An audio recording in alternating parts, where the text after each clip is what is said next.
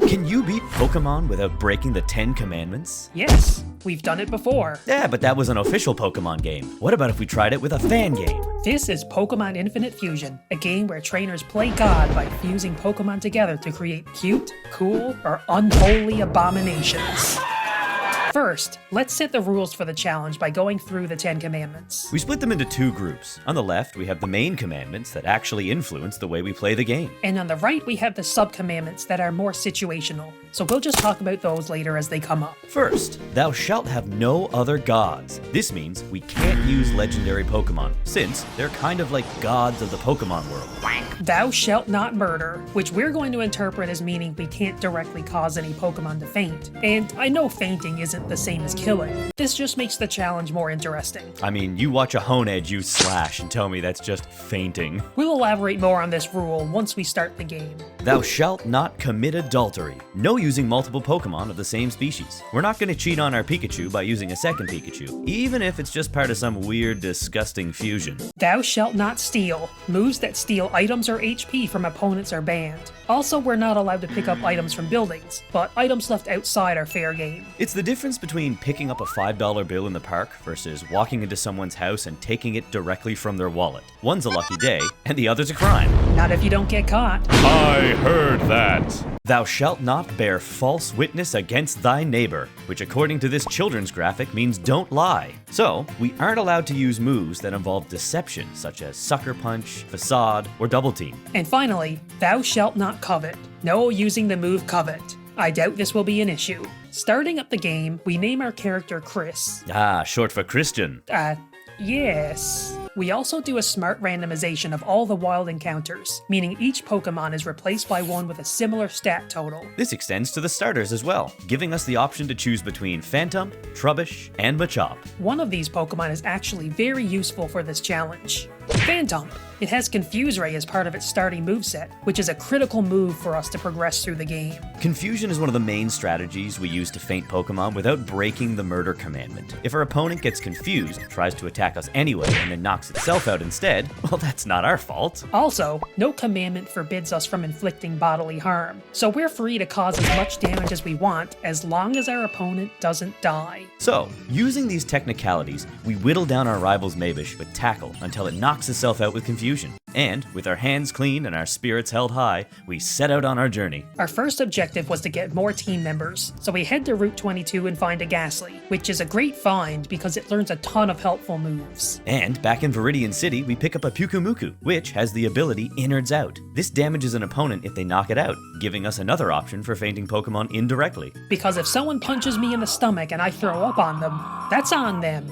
Literally. Ugh. Fusing Pokemon combines their movesets and allows you to choose between their abilities. So, by mashing together Ghastly and Pyukumuku, we can benefit from both Ghastly's fantastic move pool and Pyukumuku's helpful ability. The result is Gasmuku, who just looks like an angry hedgehog. So then a regular hedgehog. They're just filled with wrath. So we gave him the name Shadow. In Viridian Forest, we find a Pichu and a Zubat, both of which have confusion-inducing moves. But more importantly, we find a Venipede. Hey, girl. This Pokemon has the ability Poison Point, which may poison opponents if they make physical contact. This is another one of our main strategies going forward. We can't actively inflict poison with moves such as Toxic because that would make us directly responsible for the opponent's death. But if they inflict themselves with poison by choosing to touch our body, well... Don't make me tap the sign. We fuse Pichu with Venipede to create... Peepede.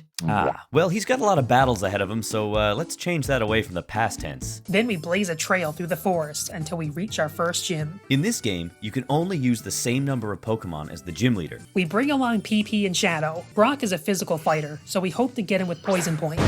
We beef up our defense and confuse his Geogi with a Sweet Kiss. And who wouldn't be confused after getting a kiss from that? Geogi goes down easily to confusion, and Brock sends out the unholy abomination that is Dignits. Unfortunately, Geogi had used Sand Attack on us, so we're in a bind. Literally. But we get a Poison Point off. Now it's just a waiting game as Dignit slowly crumbles to the poison. And after it goes down, we dig up the boulder badge from its remains. That's his appendix. Brock makes a fantastic Jesus reference before giving giving us a Wonder Trade ticket, which we can use to randomly trade Pokemon with another trainer. Hoping to turn our trash into treasure, we toss Mareep into the void, and Matten sends us the entire state of Nevada. I don't want peace. It's a slug rack. Wait, Slugma has Flame Body, and they kept it on this fusion. With the entire state of Nevada on our side, there's no way we can lose. Except that we can't unfuse the traded Pokemon, so that Flame Body is stuck inside a Spinnerack. Upon reaching Mount Moon, we learn that some thugs are in there beating up Pokemon. And we won't stand for that. Only we get to beat up Pokemon. We find the culprits deep in the cave attempting a blasphemous triple fusion, and challenge them with our newly evolved Pikapede. Poison Point doesn't work on Kofmer, because this thing has already been poisoned by being born. Please kill me.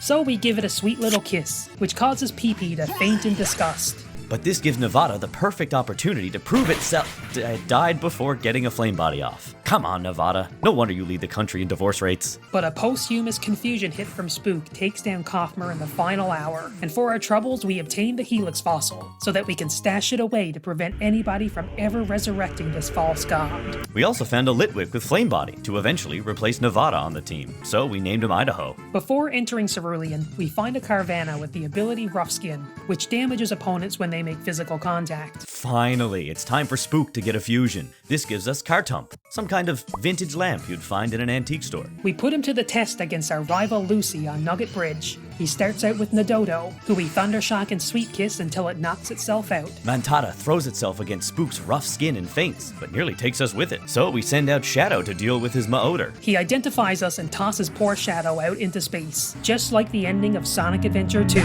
But Nevada gets a Flame Body activation and knocks it out. Sorry, but you're still getting replaced by Idaho. His final Pokemon was an Abra, who faints to a sneeze because it's an Abra. After making our way through Cerulean Cape and turning a blind eye to whatever creepy stuff Bill was up to, we challenge Misty to a 2-on-2 gym battle. Pee-Pee gets off a Poison Point on turn 1 against her Jigglydean, and after a few turns of Confusion and Protect, it faints to Poison. Her second Pokemon is Odu, a surprisingly powerful starfruit that washes away Pee-Pee with water pulse. I never said it out loud. The battle isn't looking good, with her Mega Drain siphoning away nearly half our health, but we get 3 lucky Confusion hits in a row, earning us the Cascade badge. Earning is a pretty strong word there, Shannon. We just kinda lucked into it. See, even Misty's confused about how we won. On Route 6, we encounter an Undo. Really, undo this thing. Please. But at least it let us know that we can encounter Budu here, giving us another Pokemon with Poison Point. We fuse it with the Zubat from earlier to obtain Boobat, and after some quick training, it evolves into Rosebat, and then again into Rosebat. Well, I don't change my name every birthday either. Speaking of birthdays, we name him Confetti because he looks like a party popper the second after you pull the string. With our team shaping up, we head to the SS Anne, which is way nicer now. Are we even allowed in here? We grab the captain's key from the deck, but before we can return it, we get challenged once again by Lucy. Why are they letting so many children in here? Once again, he starts with Nadoto, but this time he knocks out our already weakened Pee-Pee with a double kick, launching him straight off the boat. We send out Spook because Double Kick will activate Rough Skin twice, but he pops a Super Potion and takes out Spook with a Poison Sting, leaving Shadow to clean up the mess. And then we get swept by his Starbra. Oh well, time for round 2. Wait, he's gone. What? Like he just beat us up and left? Well, okay.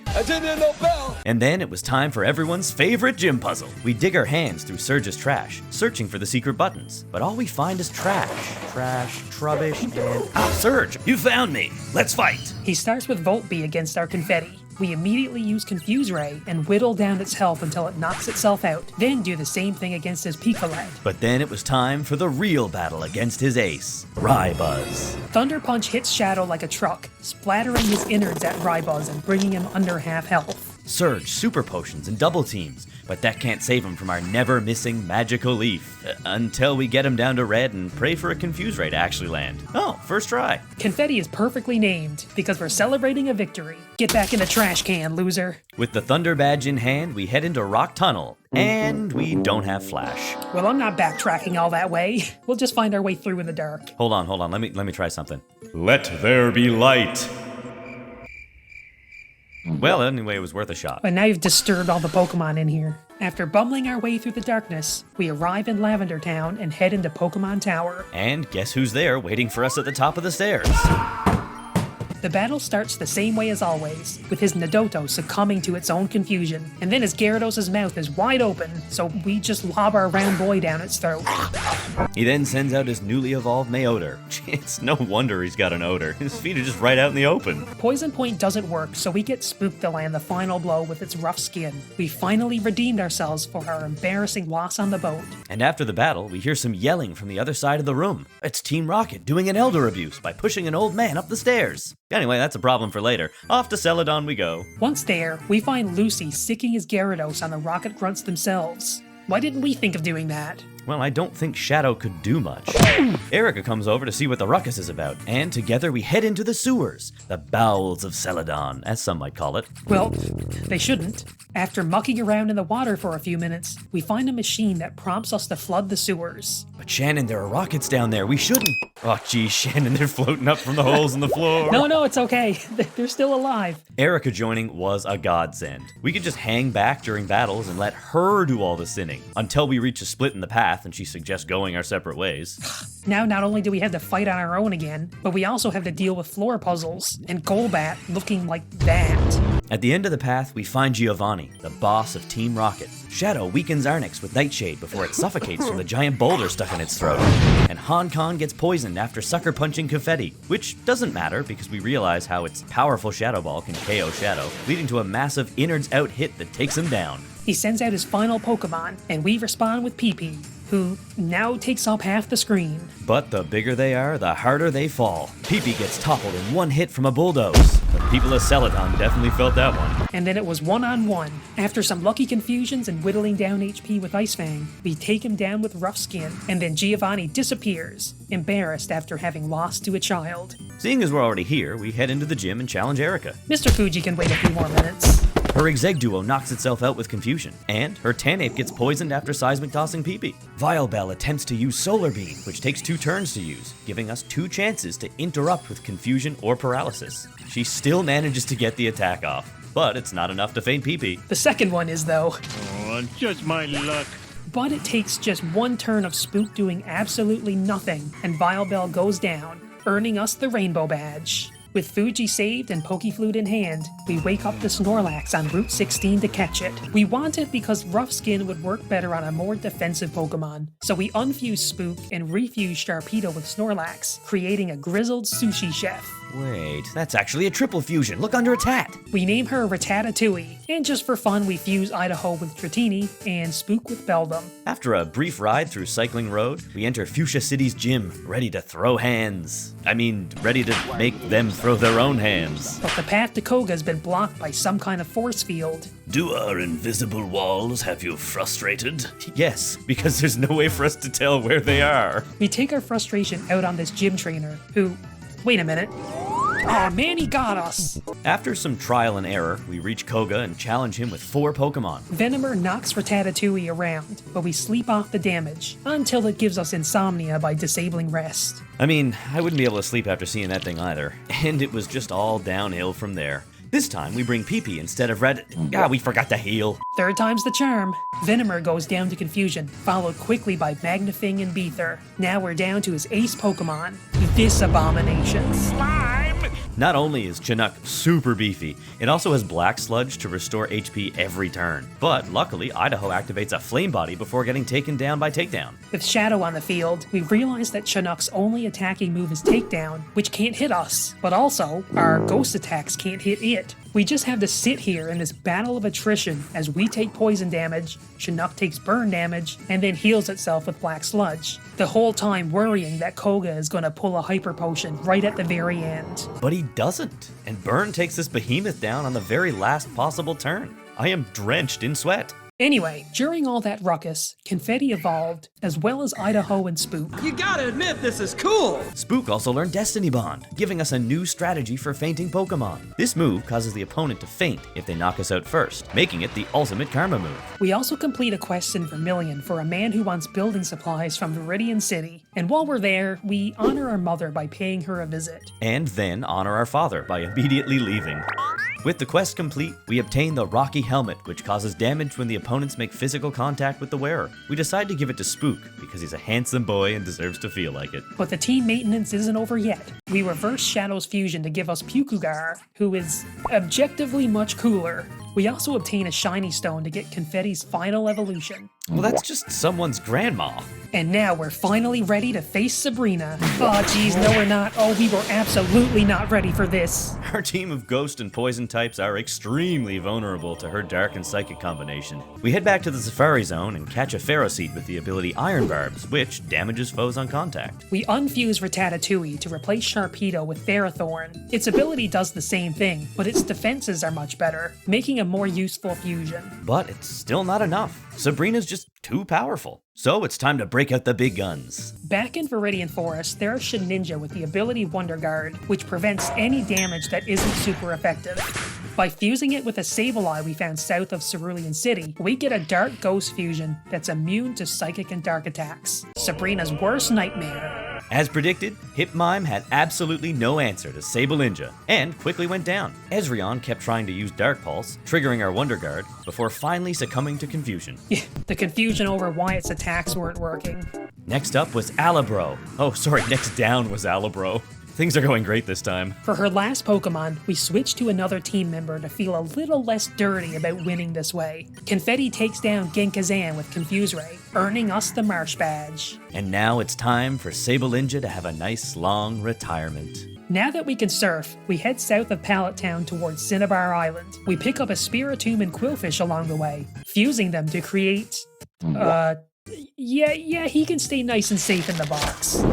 Cinnabar Gym is locked for some reason, and we find Leader Blaine hanging out in the basement of a burned-down mansion. Let's get you home, Grandpa. But this is my house! Okay, whatever you say. We challenge Blaine with 4 Pokemon. First up is Shadow against Gludash. Shadow resists its flamethrower, so after a few turns of Dark Pulse and Confusion, we move on to Pterodactyl. Its Skydrop hurts us pretty bad, so we use Destiny Bond to take it out after it crunches us. We send out Idaho, who gets Magdon down to red, but Blaine switches in 9-9, who also goes down to red. We both confuse each other, and then we both hit ourselves, but only 9-9 succumbs to it. Blaine sends Magdon back out just in time to feint to a Poison into Confusion combo, earning us the victory. But Grandpa isn't all too happy about that and jumps onto the field to fight us himself. I'm about to splash you with a can of whoop-ass. Left of the Pokemon Center, some Rocket Grunts steal a boat, and we're tasked with chasing after them, because if we aren't allowed to steal, nobody is.